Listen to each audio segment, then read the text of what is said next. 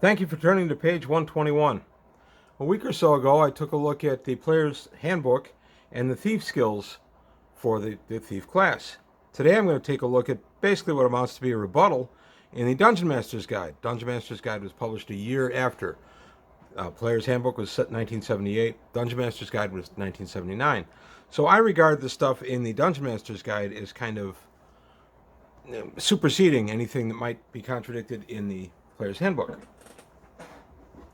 But here we get a nice breakdown of all of the power skills of the thief abilities. So these are the following additional explanations of thief abilities will help you prevent abuse of these activities by your thieves. The other characters able to use these abilities or in whole part in your campaign. Roll on the dice for any thief function must be kept absolutely secret so the thief or similar character does not know the result.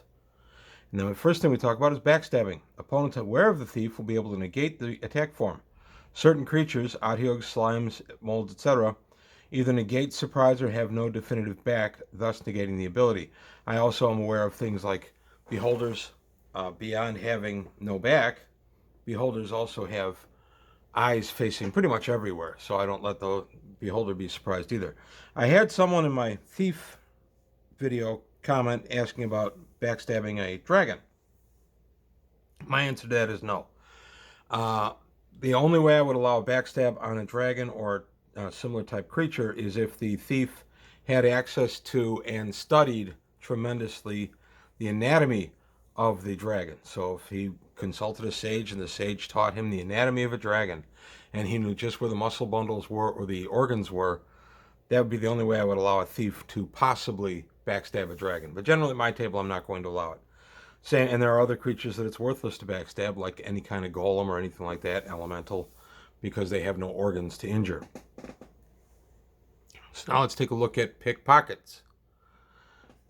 Failure allows additional attempts in pickpockets, which is unlike a lot of other thief skills. The victim might notice and allow the thief to operate anywhere in order to track him or her back to the place he or she uses as a headquarters. Up to 2 attempts at picking pocket can be made during a round. So that clarifies it pretty nicely, and that was actually important in some of the early days.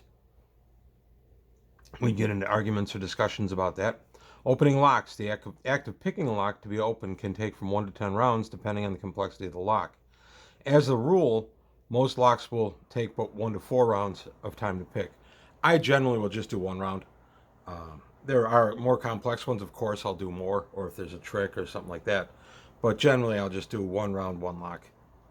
Finding and removing traps. Use the time requirements for opening locks. Time counts toward each function. Small or large traps can be found, but not magical or magically hidden traps. So basically it's saying the same as the open locks, so 1 to 10 rounds, according to them. Again, I let them find for 1 round, and I let them remove it for 1 round. It's just how I do it at my table, and there are always exceptions to that, of course. Move silently. Silent movement is the same as normal exploratory movement. 12 inches per round as the thief creeps up, croodles upon the area or victim or whatever. Do not inform the thief that his or her dice indicates lack of success at his attempted stealth. If that is the case, he or she thinks the movement is silent, and the monster, the other victim, will inform the character of his or her misapprehension soon enough. So in other words, just keep it secret. Don't tell them, hey, you blew your move silent roll, unless, of course, the creature immediately reacts to it. But if the creature is going to be coy and try to trap the thief a little bit, then he's going to hold off. You're not going to know it, so you don't tell them. Hide in shadows. As is plainly stated in the player's handbook, this is never possible under direct or even direct observation. If you're standing in a hallway, somebody's looking directly at you, and suddenly you say, I hide in shadows. That used to be a common thing in the early days of D&D. The thieves had always shied, treating it basically as just turning invisible. Doesn't work that way under direct observation. If the thief insists on trying, allow the attempt and the dice roll, but don't bother to read them, as the fool is as obvious as a coal pile in a bathroom.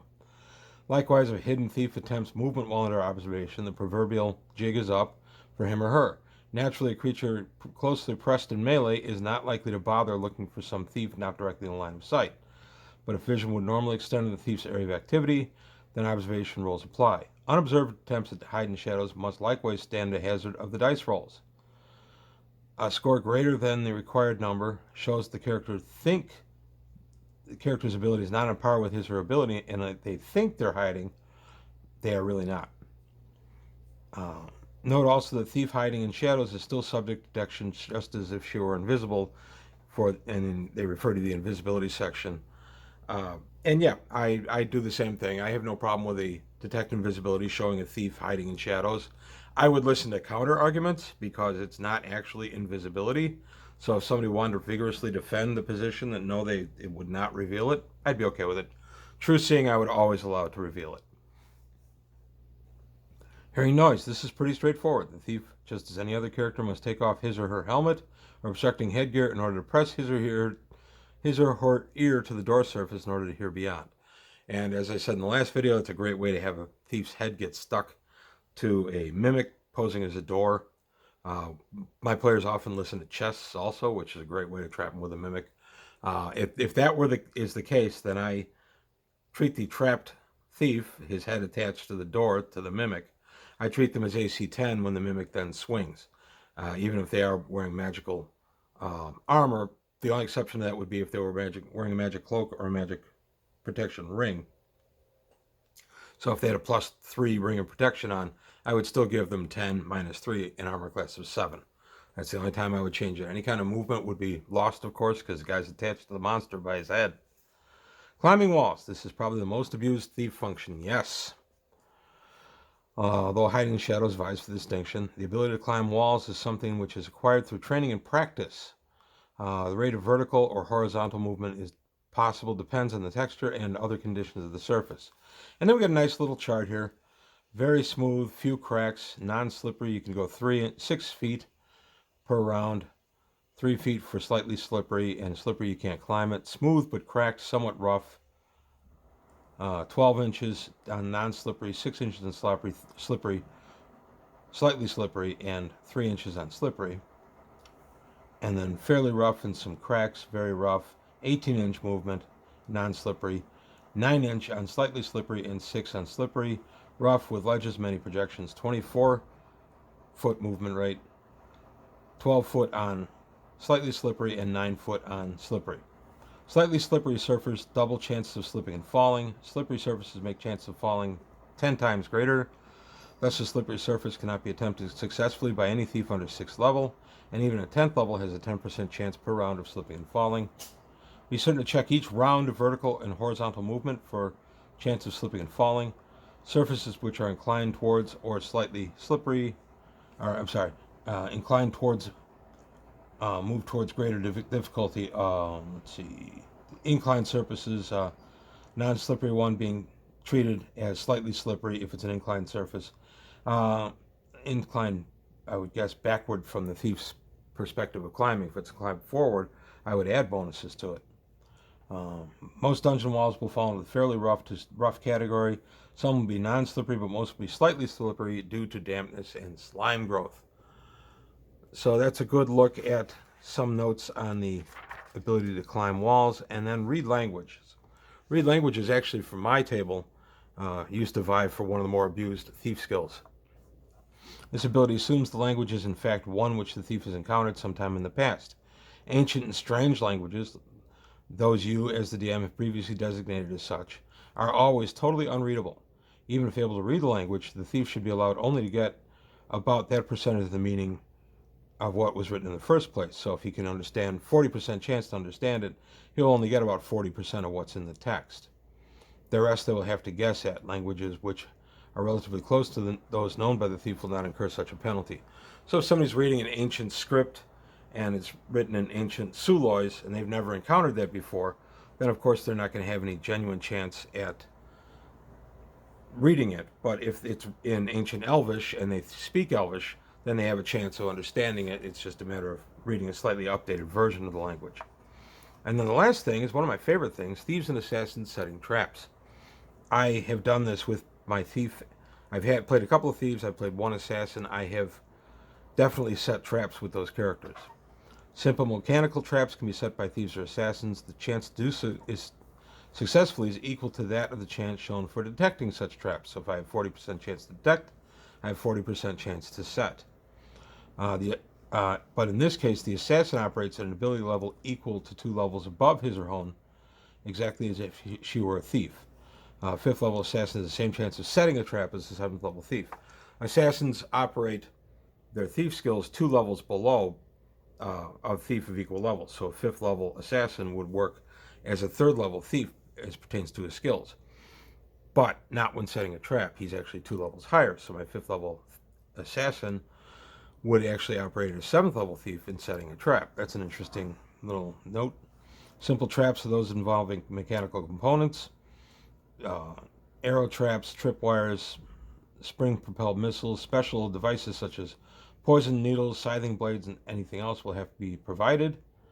Whenever the thief or assassin desires to set a trap, require him or her to furnish a simple drawing of or illustrate how the trap will be set, and they can work to set it, and then the chance of setting the trap is the same as their chance of finding a trap. Drawing the trap will modify the chance of success for injury in cases where a result fails. So if you show the trap and the trap is set from behind the poison needle, not in front of it, and you roll a mishap and it goes and fires off, you've got a better chance of not being injured by the needle. Note that even with a prepared mechanism for a poison needle, for example, the trap must be set and failure can result. Gloves or protective handwear cannot be worn when setting such traps. I would allow gloves of thievery, of course, to be worn. Finally, failure in the first step to set a trap does not mean that the thief or assassin can never set the trap. Unlike other similar thief functions, repeated attempts are permissible, and that's, of course, assuming you survive the attempt. So there you have it. There's the other side of the coin to the thief skills. It was definitely worth having those notes, because that gave Dungeon Masters an opportunity to rebut a lot of the nonsense that players were actually engaging in. Now, I was actually playing D&D. I started in April of 1980. So the Dungeon Master's Guide and Player's Handbook were out, but they actually didn't enter our game until closer to August or September, thereabouts, August, September, October of 80. We actually were playing under the original D&D rules and then the Holmes box set. So getting these and integrating them into what we've been playing was very helpful, and I was very glad we finally got our hands on Player's Handbooks and Dungeon Master's Guides. But there you have it. That's just a quick look at the other side of the Thief skills. Let me know what you think. I'm taking a look at Thieves Guilds. I have some thoughts on that. Let me know if there's any interest in that. And other than that, please like and subscribe. If you enjoyed the video, tell your friends. Take a look at the Patreon, see if you can help me out there. But thank you for your time watching page 121.